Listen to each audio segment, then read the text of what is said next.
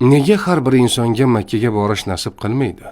Nega minglab insonlar Ka'bani ko'rishni orzu qiladi, ammo unga faqat ba'zilargina yetadi? Bu tasodifmi? Yo'q. Bu Allohning tanlovidir. Olimlar aytishadi, Allohning uyiga faqat uning o'zi taklif etgan bandalar kiradi. Makka turistik joy emas, bu yaratuvchining uyidir. U yerga faqat ruxsat etilganlargina boradi. Qarang, qancha odam pul to'playdi, hujjatlar tayyorlaydi, ammo oxirgi paytda hammasi bekor bo'ladi.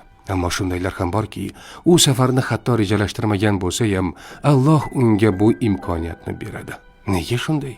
Chunki Alloh qalblarini tanlaydi.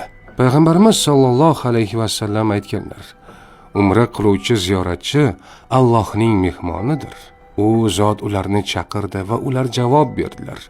Agar ular undan bir narsa so'rasalar, Alloh ularga beradi.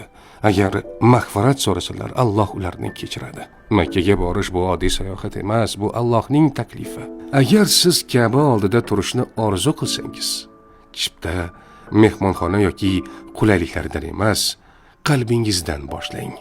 Chunki eng katta baxt bu Allohning chaqirig'iga labbayk, Allohumma labbayk deb javob berishdir.